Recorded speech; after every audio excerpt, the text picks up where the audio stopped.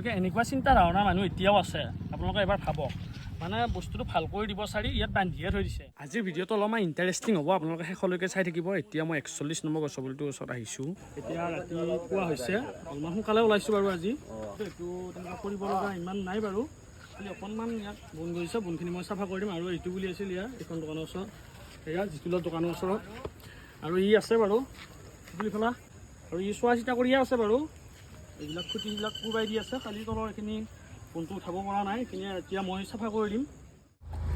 পুলিটো চাফা কৰা হৈ গ'ল এতিয়া আৰু এইটো কৰিব লগা তেনেকুৱা আপোনাৰ আৰু পানী চানী দিব নালাগে আৰু ই মাজে মাজে দিয়া আছে বাৰু আৰু মই এইবাৰ 42 নম্বৰ গছপুলিটোৰ ওচৰত যাওঁ আৰু সেইটো কেনেকুৱা হৈছে চাই লওঁ যায়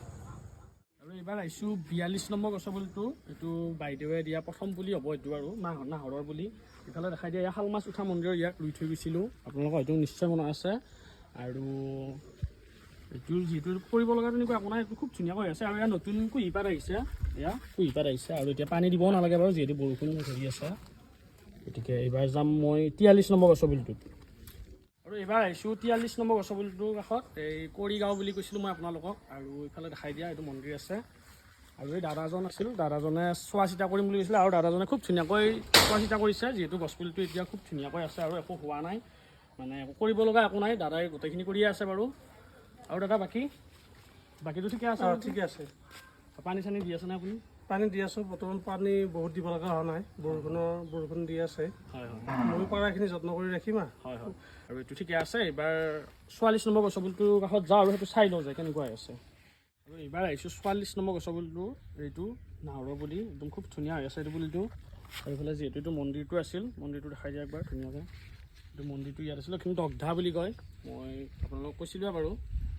আঠিয়াবাৰী দগ্ধা বুলি কয় এইখিনি জেগাৰ নাম গতিকে এইটো বুলি ঠিকে আছে বাৰু এইবাৰ 45 নম্বৰ পুলিটোৰ ওচৰত যাওঁ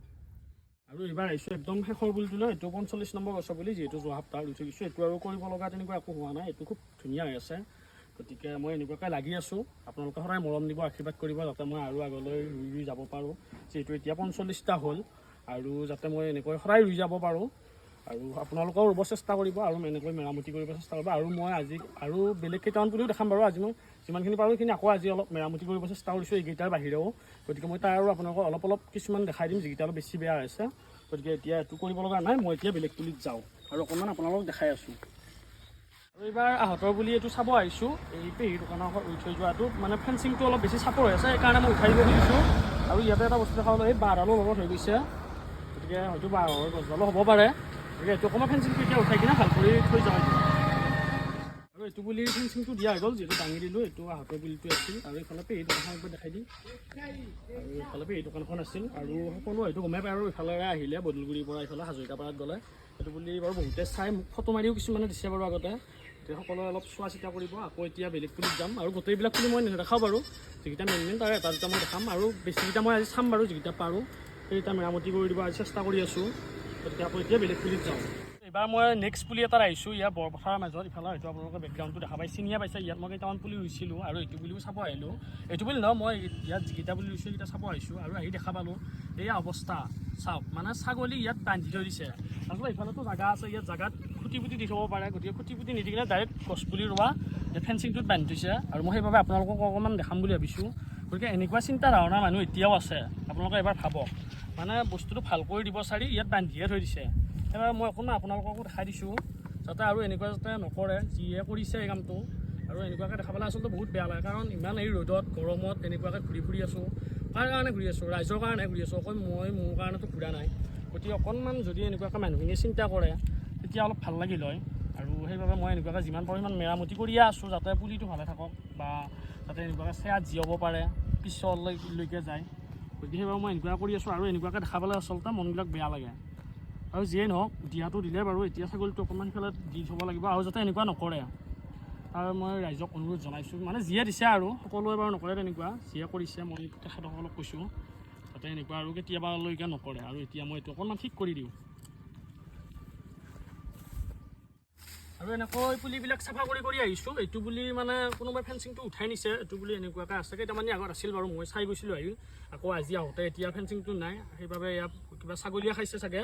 গতিকে আকৌ এইখিনি চাফা কৰি কিনে এতিয়া ফেঞ্চিং দিব লাগিব আৰু আপোনালোকে যিহেতু গমেই পাইছে মানে ছাগলী দৰৱ দিছে কিছুমানে বা গৰু দৰৱ দিছে তেনেকুৱা কিবা কিবি কৰি আছে বা ফেঞ্চিং উঠাই নিছে যাতে এনেকুৱা আৰু আগলৈকে নকৰে মানে যিসকলে কৰিছে সেইসকলক কৈছোঁ যাতে আগলৈকে আৰু এনেকুৱা নকৰে কাৰণ মই যিমানখিনি পাৰোঁ সিমানখিনি চেষ্টা কৰি আছোঁ এনেকৈ ভাল কৰিবৰ কাৰণে আৰু মই ডেইলি মেৰামতি কৰি আছোঁ আপোনালোকে গম পাই আছে আৰু এইটোত এতিয়া ফেঞ্চিং দিব লাগিব গতিকে মই এতিয়া ফেঞ্চিং এটা লৈ আহোঁ আনি কিনে এতিয়া এইটো দি দিম ধুনীয়াকৈ আৰু পুলিটোৰ এইখিনি কৰি দিলোঁ ফেঞ্চিংটো দিলোঁ আকৌ আগৰ নিচিনাকৈ ভাল কৰি দিলোঁ আৰু এনেকুৱাকৈ গোটেইকেইটা বুলি আজি ঠিক কৰি আছোঁ আৰু গোটেইকেইটা দেখাব নোৱাৰোঁ বাৰু কাৰণ ভিডিঅ'টো বেছি দীঘলীয়া হ'ব আৰু এনেকুৱাকৈ যিকেইটা মেইন মই সেইকেইটা দেখাই দিছোঁ কাৰণ যিহেতু ছাগলী তেনেকুৱা দৰৱ দিছে সেইটো কাৰণে সেইটো মই দেখাই দিছোঁ আৰু এইটো একেবাৰে নোহোৱাৰ কাৰণে এইটো দেখাইছোঁ আৰু এনেকুৱাকৈ অকণমান বাকীবিলাকো ভাল কৰি দি আছোঁ কিছুমান গাঁঠি হৈছে সেইবিলাক ভাল কৰিছোঁ কিছুমান ফেঞ্চিং বেয়া হৈছে সেইবিলাক অকণমান ঠিক কৰি দিছোঁ গতিকে যিয়ে নহওক বাৰু আকৌ মই এটি নতুন ভিডিঅ'ৰ সৈতে লগ পাম নেক্সট সপ্তাহত 46 নম্বৰ গছৰ পুলিটো হ'ব গতিকে সেইটোৰ সৈতে আকৌ লগ পাম আৰু ইমান সময় দি আপোনালোকে ভিডিঅ'টো চাই থকাৰ বাবে বহুত ধন্যবাদ আপোনালোকে সদায় এনেকুৱাকৈ ভিডিঅ'বিলাক চাব আৰু অকণমান মৰম দিব আৰু বহুত কষ্ট কৰি এনেকুৱা কাম কৰি আছোঁ যিহেতু বহুত গৰম ৰ'দ আপোনালোকে গম পায়ে তথাপিও মই ৰাইজৰ বাবে এনেকুৱা কৰি যাব চেষ্টা কৰি আছোঁ গতিকে আপোনালোকে সদায় মৰম দিব আৰু ভিডিঅ'বিলাক চাব ধন্যবাদ